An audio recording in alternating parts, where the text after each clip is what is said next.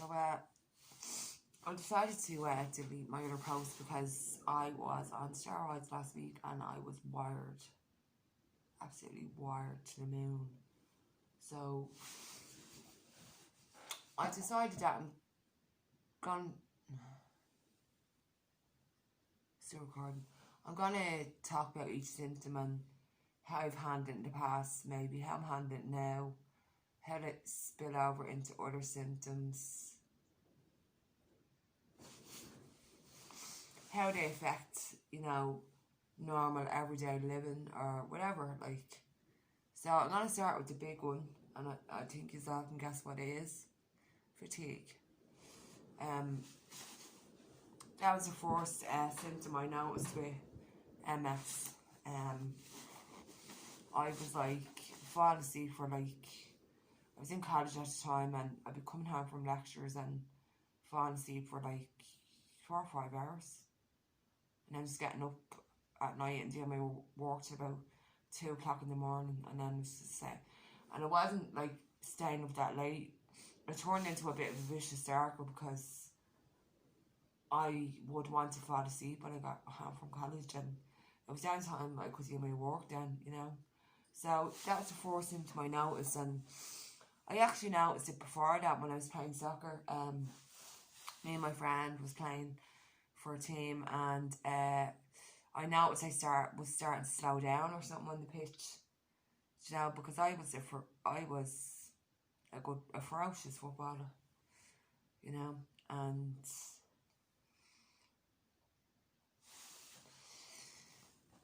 I tackled like Roy Keane, and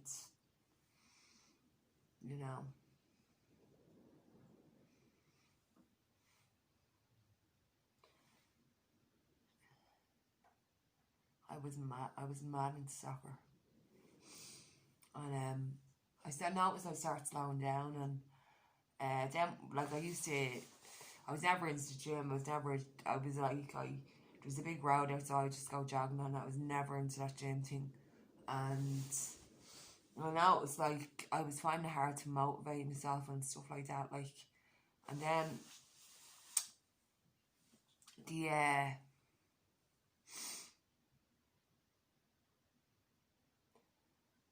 fatigue was always the big symptom, all through my MS. It probably wasn't as bad years ago as what it is now. But I still got tired years ago, I got tired, but I could do things for much longer years ago.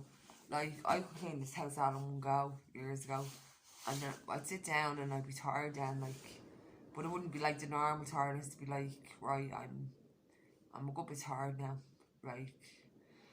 But now it's I have to do something, have a rest, and I have to strategize things like that, because that's what you have to do with MS. You have to plan things out, how can I make things simpler and easier for myself, and you always have to adapt with this illness,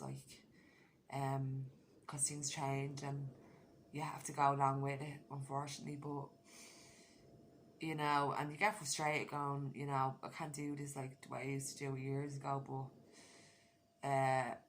when you do adapt, some days I could have a week where I'm tired and be just you know what, just clean the kitchen because it's the area you're doing the most stuff in, and clean one other room, or if someone come over, clean the rooms that or just leave the rooms that they can't see.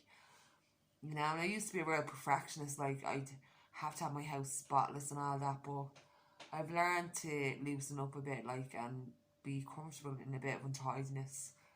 I'll get it done tomorrow or when I'm better. And fatigue can spill over into other symptoms that I have, mobility issues. And when I'm tired, walking is harder. And fatigue can cause depression as well. You just get sick of feeling, But with MS, like, you know, I would say now today my fatigue is at a level where it's manageable. You know, I'm after bringing the dog out, and I'm tired after it. I'll have a rest for about an hour, and then I'll get up and do something, and then you know, I just have probably rest for half an hour, do something else. That's the way it has to be. Like, then relationships, like, I suppose everyday living, how fatigue affects that, and the normal things you want to do as a person, like, and, you know, there's times, like, you know, you just can't go anywhere with anybody, or, you know, you'd be looking at Facebook. When I used to be on Facebook, like, you'd be looking at it going, you know, I wish I was out doing stuff, you know, and it started to depress you, like, and, you know, you couldn't do it because you were so tired, like, and then, yeah, like, you know, just things that you would have just took for granted before MS, like, you know, the fatigue gets that bad that I'm going to speak about relationships now. You know, when the fatigue is bad, it's like you can't even convert. Well, I can't. I would say I've had relapsed remitting MS for 8 years, but I'd say I'm bordering on secondary progressive now. Do you know what I mean? And it's like my fatigue is like I can't even converse with anybody. I'm still trying to work on that, you know, my mum, because she's often said, like, she feels like I'm pushing her away, but it's not. It's, I'll be honest, I'm still angry that I'm like, you know, that I feel like this sometimes. I still get angry about it. You know, I get sick of it, and I get angry, and, you know, sick of this, like, you know. And my mum would come up and try to have a chat with me, you know, and I just would be unresponsive, you know.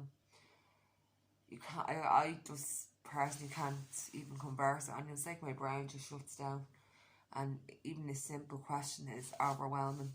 Like, my brain can't process it. My mum would say, how you feeling? And I'd be like, I don't know. Like, I don't know, just, you know, I'd be like that. And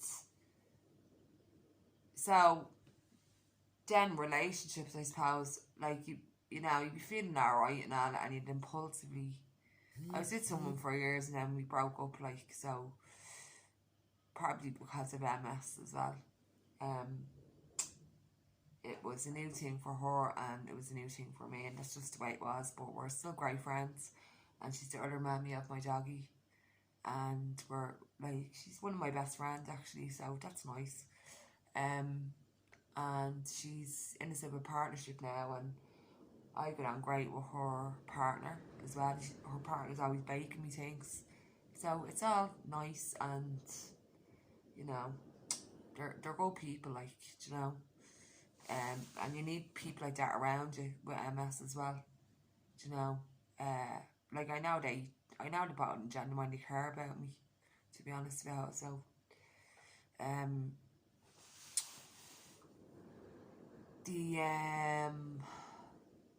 you get involved in relationships, and, you know, I was starting to, like, see you'd start dating and all again, and this was at a time when I had the energy to put on makeup and do my hair. But I was always a little bit tomboyish, so I was never over the top of all that stuff. But look presentable and all going out, and my walking wasn't as bad, and I don't think my mouth was as bad back then either.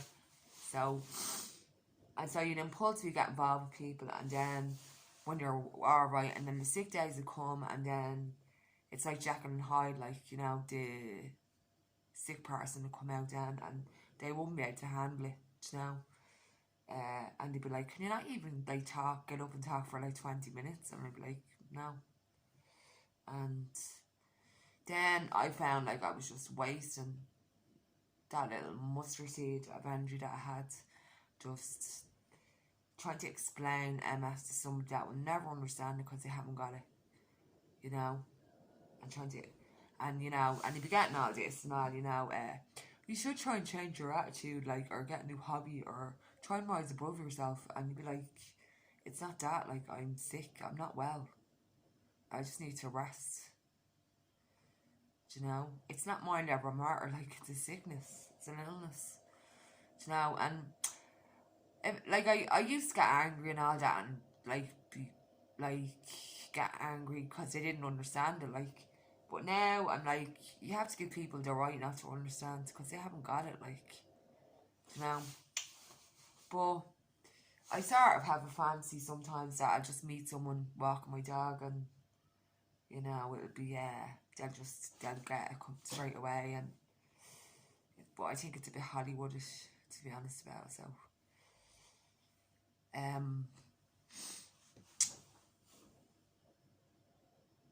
now I'm like, you know, but I'm not looking for anybody. I'm not. I'm kind of, you know, it's too much work, to be honest. It's too much work. Like, if you know somebody doesn't get it, or I am a lot to take on. You know, I am a lot to take on, unfortunately. But if you take on me, you take on me MS. Like, that's just the way it has to be. Do you know what I mean? And I have to do that for myself, to protect myself as well, because you know you be getting stressed from it, and you know stress is not good for MS, and stress because of relationships, and you know angry, and then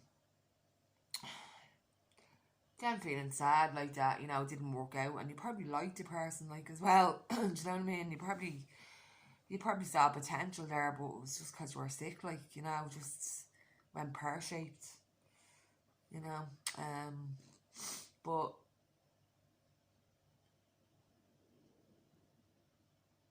I think I was going to say something there about I'm like this, by the way. I'm like, it takes my brain ages to process what I'm trying to say. I'd be like this. Look, I went to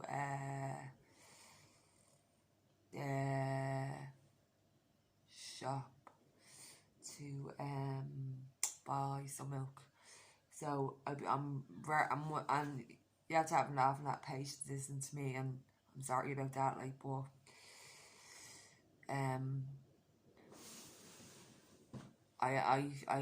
I'm like that a lot now, and it was after I had my seizures that I noticed that I don't know what that part of your brain is called. It's called cognitive slow down an awful lot. Like, I was gonna say something about relationships there, and it probably come to me 5 hours later, but yeah, it's just too much work, you know. And I was probably looking to other people to make me happy as well, you know, and it's kind of escaping, and you know, escaping from all this. And I got when I was kind of well enough, like about 5 years ago, I really got into this independence thing where I was kind of having a relationship with myself for 2 years, and I was quite happy. I didn't want to be with anybody. I could have been. I was a lot better than I am now, and I could have been with somebody if I wanted to be. I'm not saying like that, and I'm gorgeous about it. I'm just saying, like, I could go out and walk and all, and walk around places a little bit better than I am now. And I was having like a little relationship with myself. I was like learning how to make myself happy, and not looking to other people, because that's not what love is. Like, you know, love is not what you get off somebody else. Like, it's a two-way thing, you know. And I've only realised that since love was gone.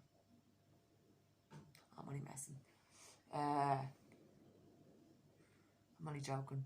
I'm like that. I'm real. That's my sense of humour.